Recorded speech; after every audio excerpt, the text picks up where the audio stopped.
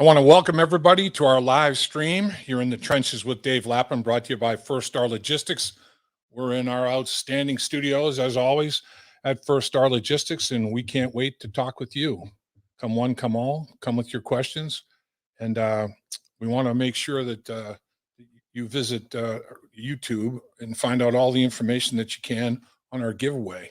We have a giveaway that's phenomenal. 4 tremendous prizes. A lot of people are already signed up. Check it out on YouTube. You get all the directions, all the information you need. Come one, come all. We want to take care of you like you take care of us. So that'll be a lot of fun. That'll be kind of like an early Christmas present for you out there. Might as well take full advantage, even though Turkey Day hasn't arrived yet or Halloween. We want to let you register through the couple of holidays and then pay it off before the big holiday. So it'll be a good time for everybody. How about them Bengals? 5-2, first place in the AFC North with tiebreakers because they're 2-0 in the division. I mean, you go to Pittsburgh, you go to Baltimore, and you win both of those games. That's truly phenomenal. I mean, it really is. They're in a really good spot. Who would have thought that Zach Taylor's first victory when they lost the turnover margin, they were 0-18 under head coach Zach Taylor when they lost the turnover margin. They went -1 against the Baltimore Ravens. They still beat the Ravens in Baltimore by 24 points. His first win in a minus category in turnover was a 4-score win, 41-17. Unbelievable. The way they finished that football game, was outstanding. They almost used the pass to set up the run. They threw the football and picked up a lot of the pressure packages and blitzes, that the Ravens were trying to implement. And Don Wink Martindale had to blink. He stopped. He stopped with the blitzing. I mean, they started winning one-on-one routes on the outside. He had to put safeties over there to help a little bit. He wasn't blitzing with them as much. Then they just brutalized the middle of the football field with C.J. Uzomah. When they started vacating, when he went zero coverage on some things. I mean, it was a sight to behold. And then, touchdown run of over 20 yards by Joe Mixon right up the gut. Touchdown run of over 40 yards. I think it was 46 by Samaje Perine right up the gut. So, man, once they spread Baltimore out and got them a little fatigued, they just pounded them right in the belly, right up the belly with those final 2 touchdowns. It was a thing of beauty. How about Joe Burrow? 416 yards passing, a new career high. The thing is, the Bengals passing game averaged 10.5 yards per pass attempt. I'm not talking completion. I'm talking pass attempt. He had 416 yards passing on, let's see, he threw the ball. Where are we here? 38 times, completed 23. 23 completions for 416 yards. 38 attempts. That's, again, 10.5 yards per attempt. Amazing. Just an amazing performance. Overall, as an offense, 520 yards against the Baltimore Ravens' vaunted defense on 63 snaps. 8.3 yards per play. And you look at the reverse. I mean, the Bengals defense, they're the only defense. How about this? Riddle me this one. How are the Cincinnati Bengals the only team defensively that has not given up more than 25 points in a game? And it took overtime for the Green Bay Packers to put 25 on the board. Regulation was 22-22. So in 4 quarters of football for 7 games, the Bengals in regulation have not given up more than 22 points in any of the games. Best in the NFL. Have not given up more than 25 in any game, counting the overtime loss. Best in the NFL. Every area of the defense, defensive line, linebacker, and the back end, they're all playing complementary football. I mean, it's beautiful to watch. It almost looks like an orchestrated, choreographed dance, the way they're filling gaps and covering for each other. And the things they're doing are really spectacular. I mean, they got a couple of edge rushers. Sam Hubbard has a career high 2.5 sacks against the Ravens, and his running mate, giving him 4 in the season. His running mate, Trey Hendrickson, has 6.5. Trey's tied for 4th in the NFL and Sam's tied for 22nd in the NFL, a combined 10.5 sacks.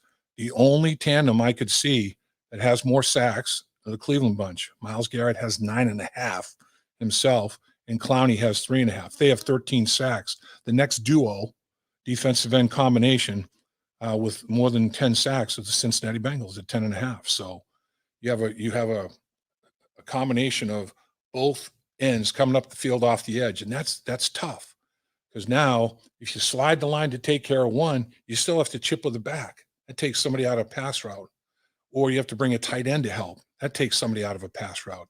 So the ripple effect of having two outstanding pass rushers, the number of people you have to use to block for them. I mean, many times the Baltimore Ravens were using 7-man protection to block 4 Cincinnati Bengal pass rushers. Do the math. The quarterback's the 8th. You have 3 route runners with 7 people in coverage. That's why Lamar Jackson didn't have very many openings to throw the football. In today's NFL, when you complete less than 50%, that's a major accomplishment. They held Lamar Jackson to 15 to 31. 50% used to be a barometer. Now it's 60. I mean, if you can't complete 60% of your passes in today's NFL with rule changes and equipment improves, everything else, that's it's not a very good scenario. Under 50%, you hold somebody under 50%, you're getting it done. The Bengals, the big play came back for the Bengals big time in this game. 11 plays of 20 yards or more, all the way from 21 yards to 82. How about Jamar Chase? You kidding me? 201 yards receiving. He's now got more yards receiving in his first 7 games of his NFL career than anybody in the history of the league. 754 yards receiving, second most this year of any receiver, but it's the most ever by a rookie in his first 7 games of an NFL career. He's averaging 21.5 yards per reception, best in the league. He is just gashing people, big play after big play. 6 touchdown receptions. The 82-yarder, he showed as much contact balance as a great running back. I mean, when he gets hit, we talked about it many times.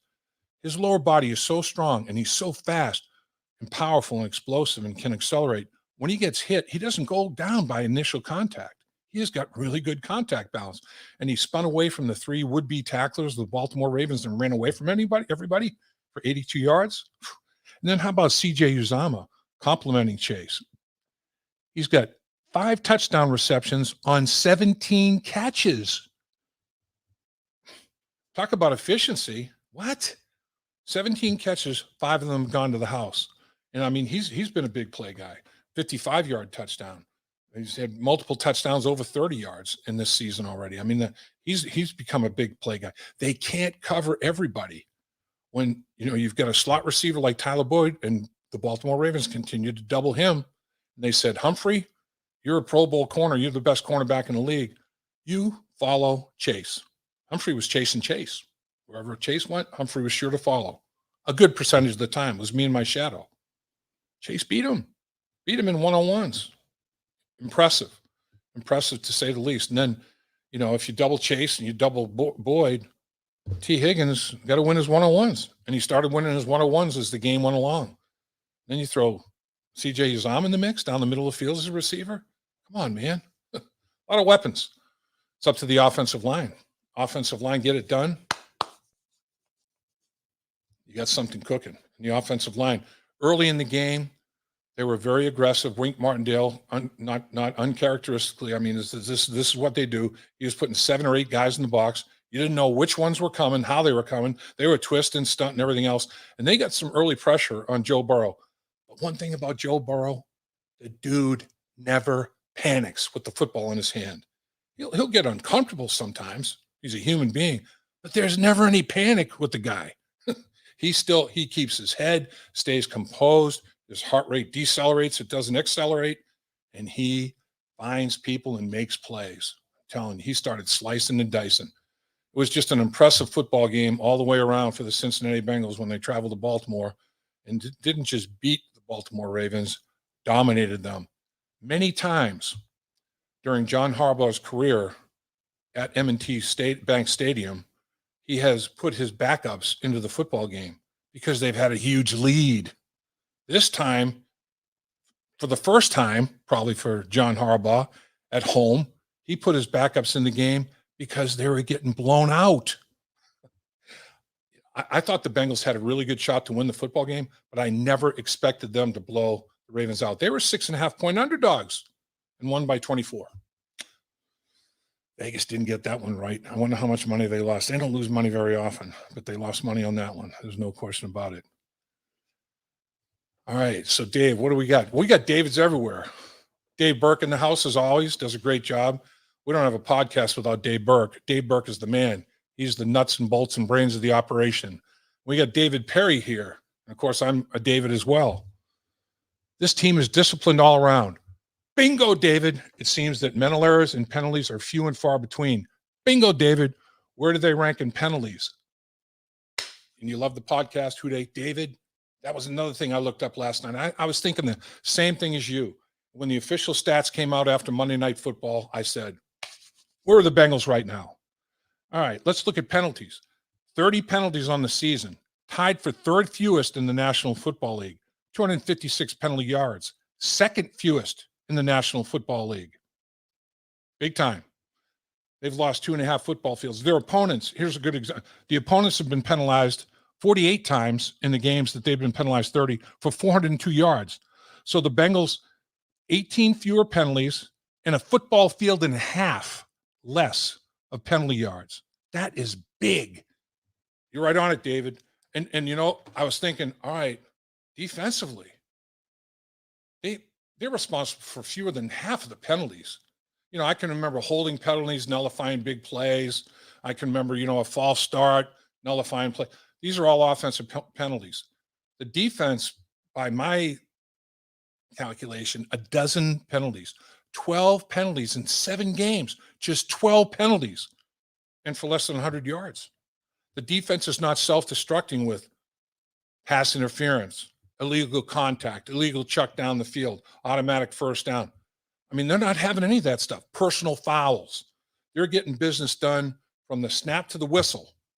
No cheap shots, you know, after the whistle. Discipline. You hit it, David. You're right on it.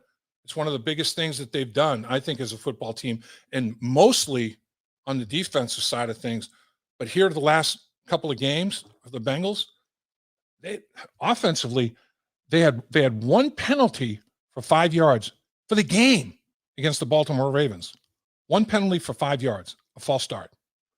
They didn't have any in this game against Baltimore. One of the big reasons they won the football game, no penalties, no sacks. Against Baltimore, no sacks allowed, no turnovers through 3.5 quarters. And they suffered their penalty in the fourth quarter. They suffered their first sack. Joe Burrow, uncharacteristically, took a sack in the red zone 2 straight games now. You don't see Joe make the same mistake twice, but he took a sack, and then he threw an interception, an ill-advised throw, trying to hit Chase and interception in the red zone. That's it. Those are the only mistakes. And when Joe threw that interception, what did the defense do? Defense said, "It's all right, Joe. You've been carrying us.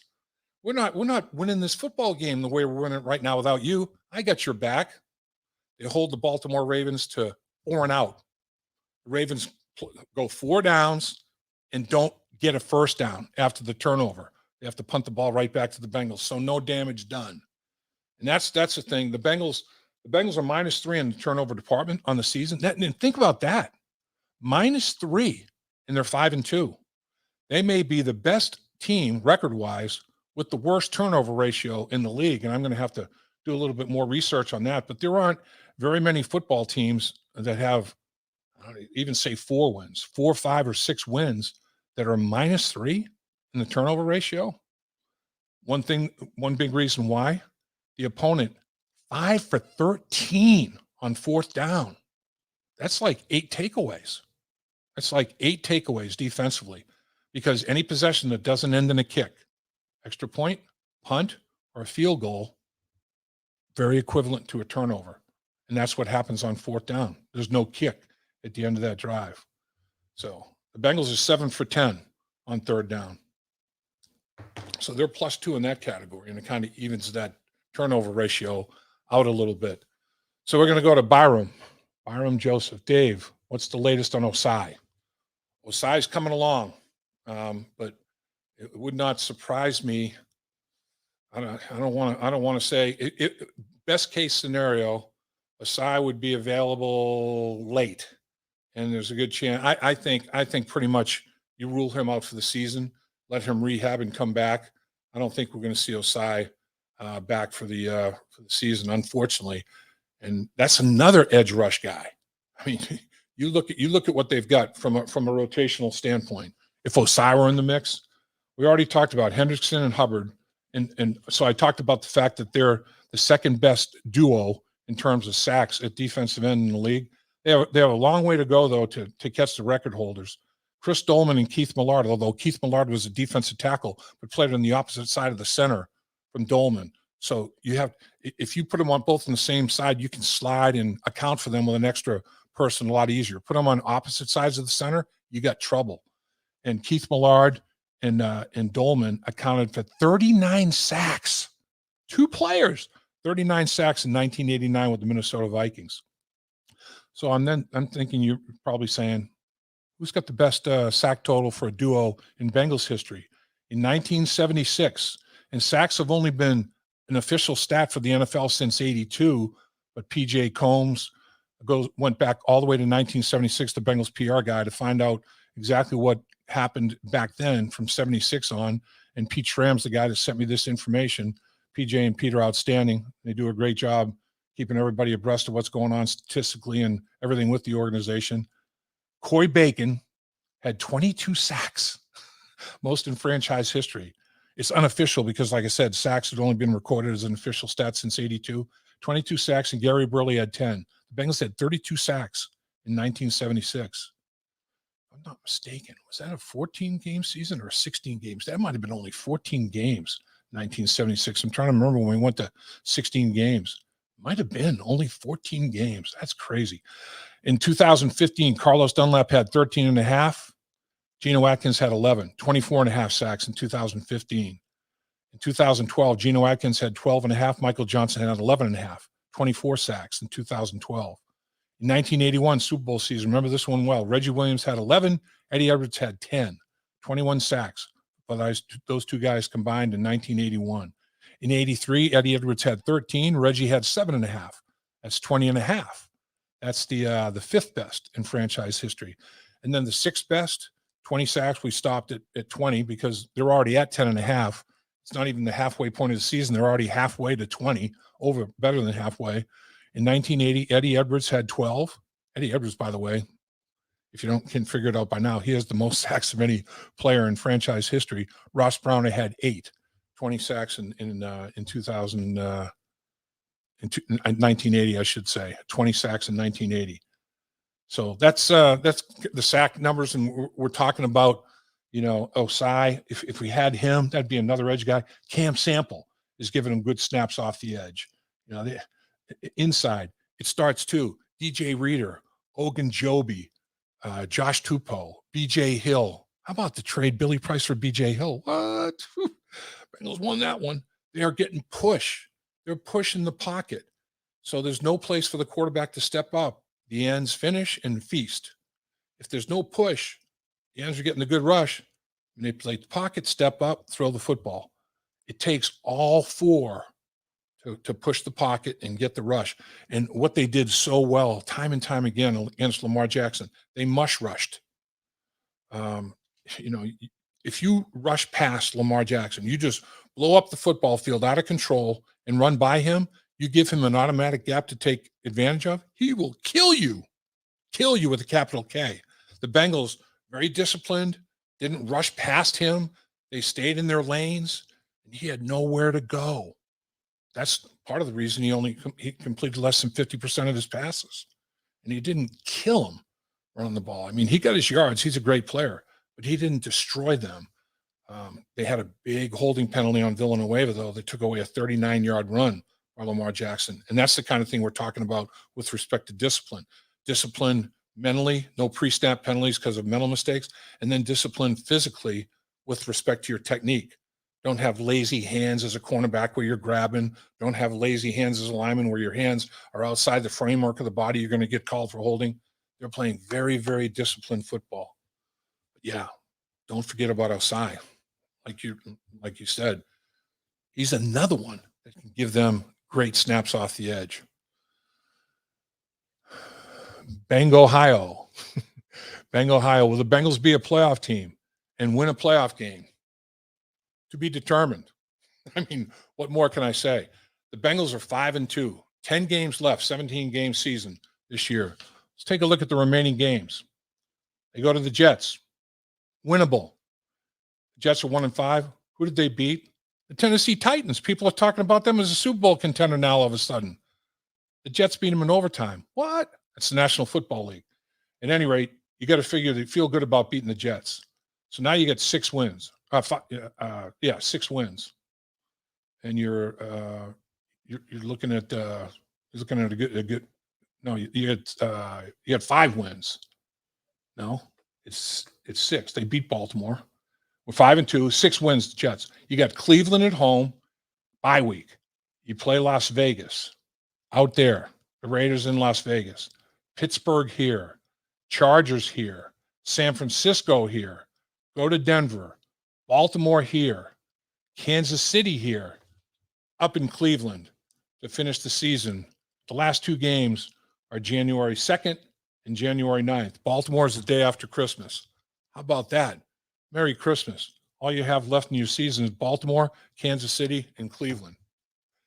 None of these teams are, oh, we can't beat these teams. You beat them all.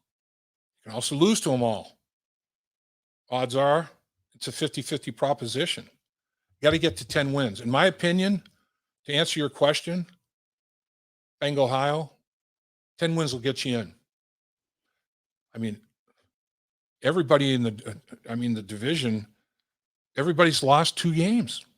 The worst team in the division is 500. Steelers 3-3. There's not going to be a division winner and 2 wild card teams out of this division like there has been in the past.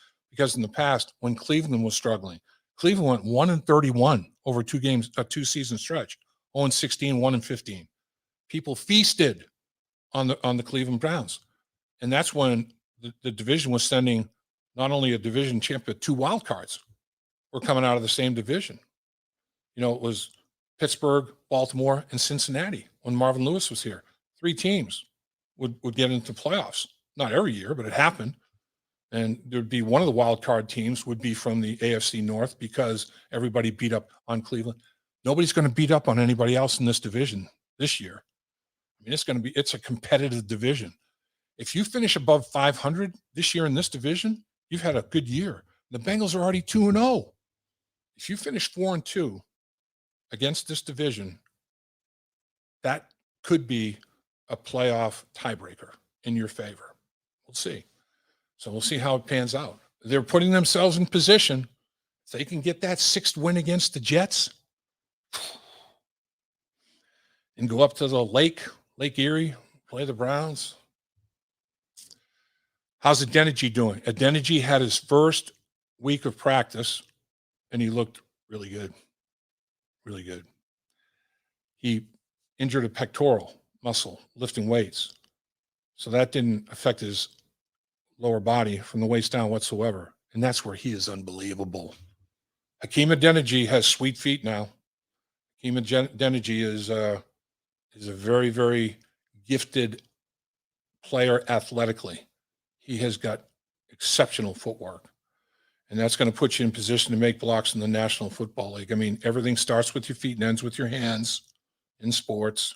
Catching a ball, throwing a ball, hitting a ball, starts with your feet, ends with your hands, shooting a basketball, all of it. Same with blocking and tackling. Get yourself in position with your feet, finish with good technique with your hands. Tackling, you got to wrap them up, take them to the ground. Blocking, you have to fit and finish. I mean, nothing in sports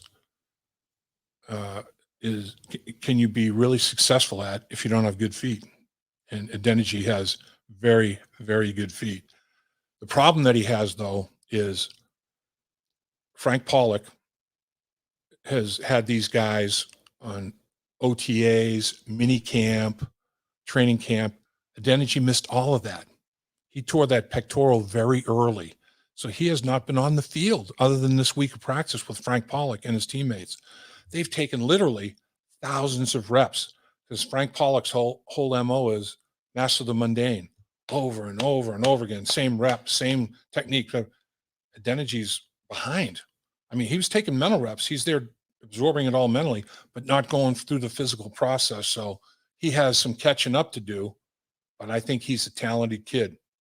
And I think he's going to catch up quickly. And I think he may be a factor. Who knows? I'd say not before the bye, definitely. I'd say after the bye, he may have himself in a position, give him 3 or 4 weeks, like a training camp.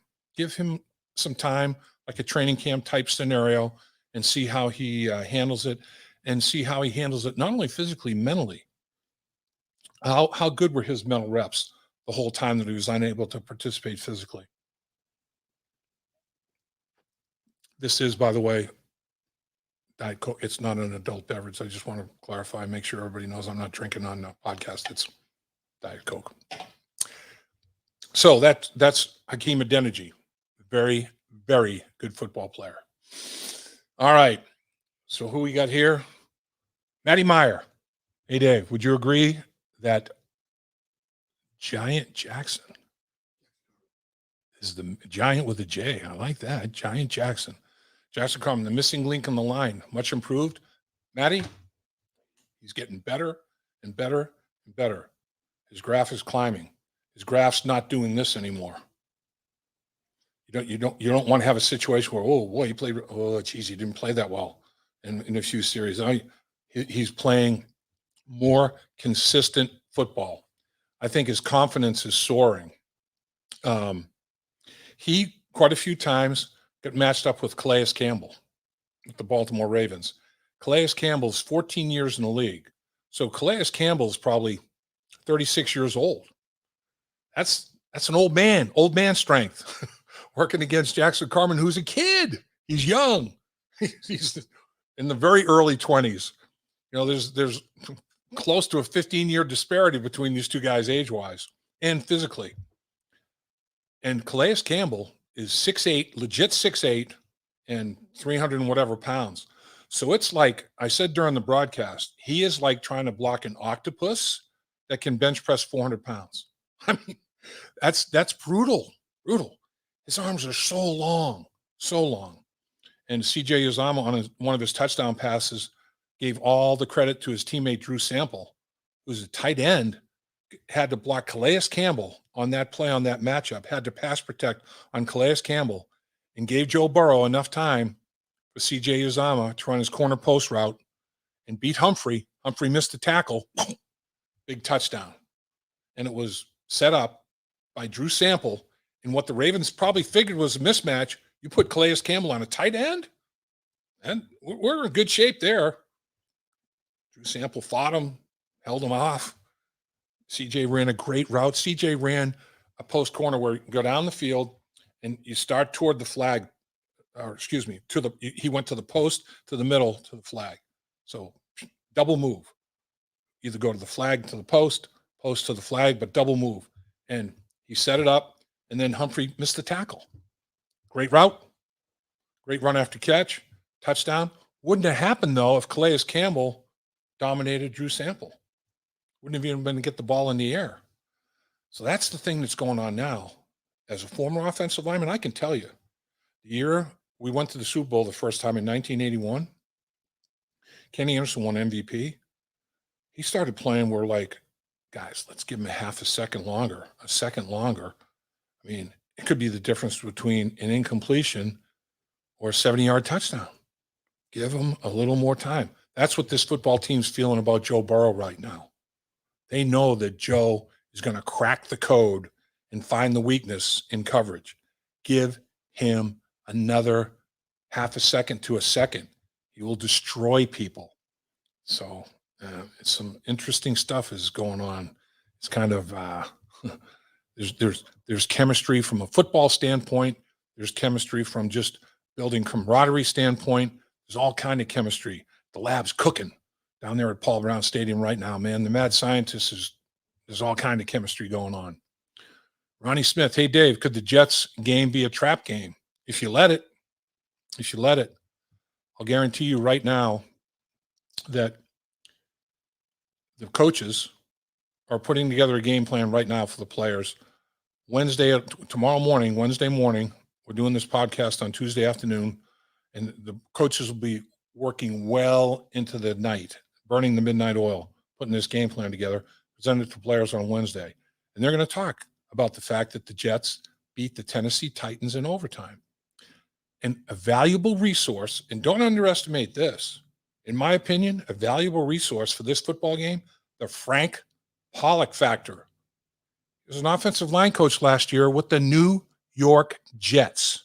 Now, they have a whole new coaching staff, so they're installing new systems and all that sort of thing. But Frank Pollock, all the players that were there, particularly the offensive and defensive linemen that were there when he was an offensive line coach, he knows their strengths, their weaknesses, what they can do, what they can't do. Every single practice, he was mastering the mundane with those offensive linemen, working against those defensive linemen in pass rush, one-on-one pass rush, team pass rush, twists and all that. He's working against linebackers. His offensive linemen were when they were running 9-on-7 drills. Frank Pollock knows a lot about the personnel that was there when he was coaching with the Jets. And he was coaching there for a couple of years and came back to Cincinnati. That's great intel. If I'm the defensive line coach, if I'm Coach Hobby, I'm in Frank's room. Frank, what about this this old lineman? What about Becktai, this left tackle? What about this guy? What about that guy? You know, what bothers him? What did he have difficulty with when you were coaching him? What can I do to get the best possible matchup for my guy? Absolutely. Don't underestimate the Frank Pollock factor. And Frank will make sure, if I had to pick somebody to get up and talk to the team about don't underestimate the Jets, the trap game scenario, I'd probably pick Frank Pollock. That brings up a point. Last week's game, the Baltimore Raven game, Saturday night, Zach Taylor asked Mark Duffner, who's been around the National Football League for a long time. This is his second time coaching with the Cincinnati Bengals. He's coached with the Miami Dolphins, the Jacksonville Jaguars. He's been around a long time. He's been a defensive coordinator. He's been a head coach for in college and in the NFL. He had a head coach at Holy Cross. They had their best run ever. Head coach at Maryland. This guy can coach. He knows football. He's a football lifer. Zach Taylor said, give the team a talk Saturday. He, from what I understand, was outstanding. He got up in front of the team and basically the message was, why not us? I mean, this is your time. I'm just glad to be here to see what you're going to do to take advantage of your time. And, it's just come out of the gate, be physical, the whole 9 yards. I guess his talk was unbelievable. And coaches and players alike have given him a lot of kudos and thanks for what he did from a motivational standpoint. And that's part of it. That's the mental part of it. And physically, the players have to go out and execute. And the coaches put together a great game plan. I'm not saying that Mark Duffner's talk won the game. I'm not saying that. But I'm saying that it was another little dash of spice. The recipe was brewing, and he just threw in, the final kicker or two. A little dash of this, a little dab of that. And everything came together like the perfect storm. And they went out and smoked the Baltimore Ravens. So if I were to pick a coach to maybe give a talk to my team before the Jets game, I think it might be Frank Pollock, who'd just been a coach with the Jets. And Frank Pollock can motivate you too. Just a thought. All right, let's see. From John. John, Dave, do you think anyone is questioning the choice of Chase over lineman Penei Sewell right now? No, I don't think so, John. I don't think so. I mean, obviously the proof's in the pudding. And look what Hendrickson did to Sewell up there when the Bengals played the Lions in Detroit. Hendrickson gave him a little bit of grief. There's no doubt. Sewell had a couple of holding penalties. Hendrickson got one of his sacks, and he was talking trash to him. And Sewell's had a couple of games where he's given up 2 sacks in a game. And the flip side of it, like we said, Chase, all he's done is set a record. NFL history. This guy is one of a kind. The numbers that he's putting up: 754 yards in 7 games. What? Over 100 yards game. The most ever in the history of the National Football League for a rookie wide receiver. The National Football League's been around a long time. I don't think anybody's questioning that decision now. You have a big play maker. You have a touchdown maker. Made a good choice. And those drops during preseason, they're way back in the memory bank. Those are old memories. They're not even talked about anymore. Kevin, how do you think Joe Flacco will play? I thought he retired. No, he was with the Philadelphia Eagles, and I think it's a good move for the Jets to try to. They traded for him. I think gave up a 6th-round pick or 7th-round pick or whatever to get Joe Flacco. Gave the Eagles a late pick in the draft, and you have a veteran quarterback on your roster because right now they're struggling a little bit. I mean, they're in trouble. Their backup quarterback is a guy by the name of White, and he's not a very experienced guy himself. So they got issues. There's no question about it. And Joe Flacco, do I think he'll play this week? No, I don't necessarily think he'll play this week, but I mean he might. If Mike White gets in trouble, has a little bit of an issue during the course of the football game and turns into a turnover machine, they may go with Joe Flacco. They may say, Joe, go in there and put out the fire. I know that you don't know all of our terminology, but right now, Joe Flacco is spending more time with the quarterback coach and the offensive coordinator than his family. He's spending every waking moment with those guys, not only to learn their scheme. I mean, there's only so many things you can do, but what they call it. He's in the process of unlearning terminology and learning new terminology. Mike White, 6'5", 218-pounder out of Western Kentucky, 3 years in the league. So he's a big strong-arm guy. Flacco's a big strong-arm guy. I'm not sure we're going to see Flacco, necessarily in this football game, but stranger things have happened. That's there's no question about that. We shall see how it unfolds. I'm sure that he will be active. I shouldn't say I'm sure. There's a good chance I think he would be active. But Jason, do you see the Bengals adding a player or two before the trade deadline? That's a good question, Jason. They've, like I said, a trade that they consummated this year that is going to go down as one that is definitely heavily in their favor.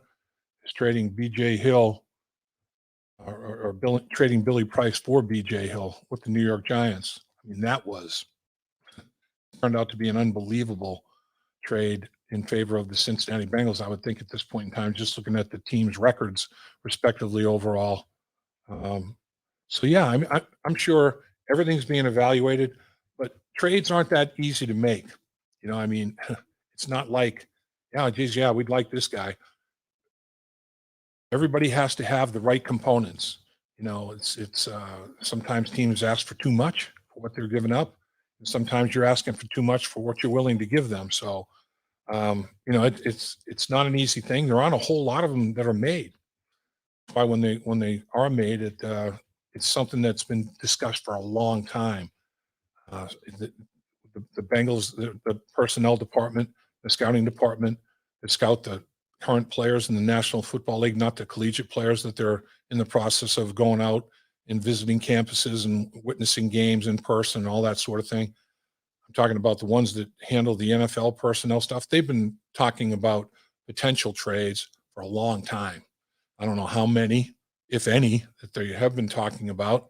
And I don't know how many, if any, that they've started discussion on.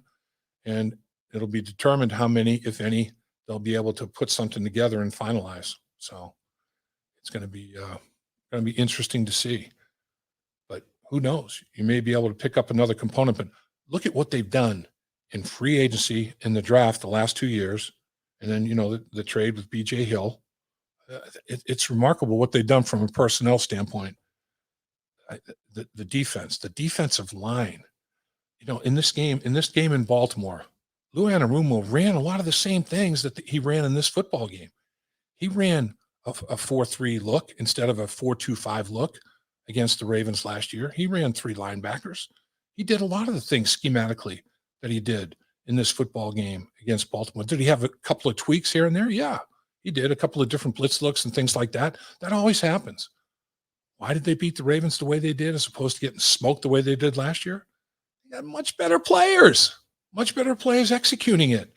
I mean, the defensive line that they put out on the field in Baltimore this year, as opposed to the one they put out there in 2020, I mean, they got beaten 65-6 in 2020 by the Baltimore Ravens. Think of that. In 2 games, 65-6. Now they get some players in Baltimore, 41-17. Flip the script, go the other way. It's always interesting. We shall see. So where am I going, Dave? Big Jim Slade? Am I going to Big Jim? Oh, Jason. All right, here we go. Jason, do you see the Bengals adding a player or two before the trade deadline? Well, we were just talking about all that, Jason. I don't know. I don't know how it's going to unfold with the trade, but I just covered that whole 9 yards. So how about Big Jim Slade here? It would have been interesting to have seen Jonah Williams against Carl Lawson. You are correct, sir. Big Jim, that would have been interesting.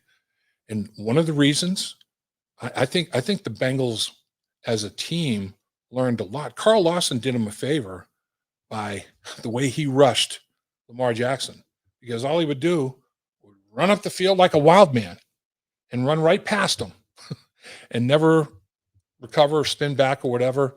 And he just gave up a gap. He gave up a gap for Lamar Jackson to abuse him on the ground. So the thing that Carl Lawson did, I think, for the coaching staff was, let's make sure we're more disciplined in our pass rush and don't sail out into space, run by the quarterback. Keep the quarterback in front of you. And I can show you a bunch of plays of Ogunjobi and Sam Hubbard, just like they were trying to run play action pass and bring all the defensive line with them on the play action pass fake. And both those guys have their eyes on Lamar Jackson.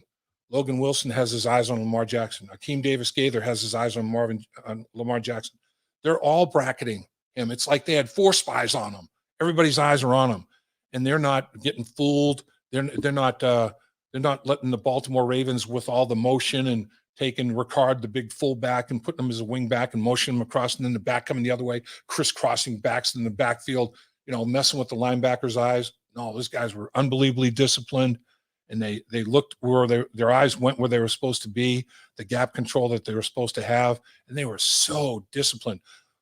There's a play where Sam Hubbard gets up the football field, and he does get past Lamar Jackson, and he just spins. He just does a tight spin back, retraces his steps, and gets a sack on Lamar Jackson. As Lamar Jackson steps up into the pocket, Sam Hubbard just rewinds, just spins back, retraces his steps, and Sam played so well. Sam's such a good athlete. He's got quickness. He's got explosion. He's got strength.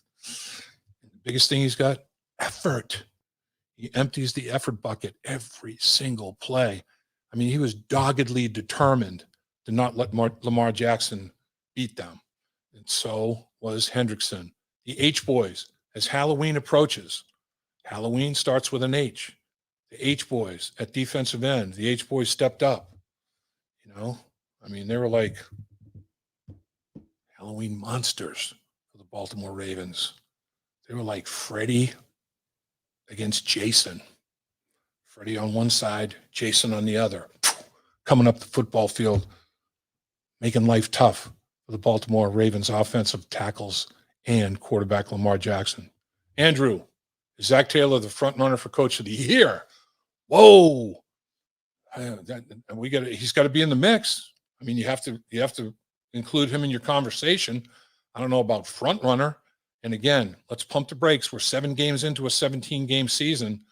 Are they in position to start to achieve some goals, make the playoffs and win a playoff game and have your coach be in line for recognition and have your quarterback be in line for recognition and your wide receiver be in line for recognition? I'm talking about Burrow and Chase and, Zach. And I mean, who knows as this whole thing unfolds? What about Logan Wilson? If he can what if he comes up with, he's got 4 interceptions already. What if he comes up with 2 or 3 more and has a 90 tackle season and 7 or 8 interceptions. I mean, who knows how the season is going to end, but it started off very well for individual players and so many individual players collectively for the entire football team. So, yeah, I mean, once you win football games, everybody benefits, everybody eats, everybody gets the accolades. That's just the nature of the beast in the National Football League. So they continue to play like that. Who knows? What we got, Dave? Last question. So what do we have? Okay, the snow life. Which offensive line player do you tend to watch the most during a live game? That's a good question. I watch the entire unit. I don't necessarily watch a player. In fact, when I'm watching a game, the way I look at it again, I don't watch the ball. I never watch the football. The only time I watch the football is at the snap of the ball, and I'm watching action in the pits. Then I'm seeing if there are blitzes. Then I'm seeing who's picking up the blitzes, and then I'll widen my vision to what's going on elsewhere. But I start because I was a former lineman. I start from the inside out, and then try to get as wide as I possibly can and see as much as I possibly can, and then I see it's going to take me back to the ball as the action unfolds. Everything goes, and who made the block, who missed the block as they were coming back to make a play on the ball. And so I kind of inside out and then back to the football. That's how I watch the game. And I don't necessarily watch the football all that much. All the action takes me to the football. So I do. I respect. I'll look when I look at tape though. I'll rewind tape on a play and watch every lineman. I'll watch the whole play, and I'll go back and I'll watch each lineman, rewind it, go to the other lineman, rewind it all the way through, and just see who's doing what. I will say, Quentin Spain is a strong dude. This guy's heavy-handed, big, strong hands. When he gets his hands on people, he locks them up pretty good. Jonah Williams is having a good year. Riley Reif, I really respect as a veteran offensive lineman that's having a solid season. Like I said, Jackson Carman his graph is going up, and I'll tell you what, Trey Hopkins, I've got tremendous respect for Trey Hopkins. Remember, he ripped his ACL in January of this year. He's back playing football and hasn't missed a snap for the Cincinnati Bengals. Are you kidding me? That's an unbelievably fast rehab. And to go out there and he's right in the middle of all the action. Piles of people a lot of times all around him. For him to be doing what he's doing to me is just unbelievably mind-boggling. I think he's a hell of a football player, smart guy, hell of a guy. Just they're blessed to have him. So I mean, I watch all the linemen to answer your question. So again, I want to remind you, like we did at the beginning of the show, be sure to be part of our First Star Logistics in the Trenches sweepstakes, happening now until December 3rd. So we'll give you a little early Christmas present, $3,000 prize, first prize, another prize, iPhone 13, another prize, dinner with me at Jeff Ruby's. That's 2 of you, and I'll probably bring my wife. That'd be my date. A signed football that I'll sign, and 2 tickets for a Bengals home game. We got some nice prizes for you. It'll be, register all through the holidays. Register before Halloween. Register before Thanksgiving. We're going to pick the winners before Christmas. It'll be an early Christmas for you and your family. So come one, come all. And we want to thank every single one of you for joining us today. If not for you, we don't have any podcast. Bengals are 5-2. Who day?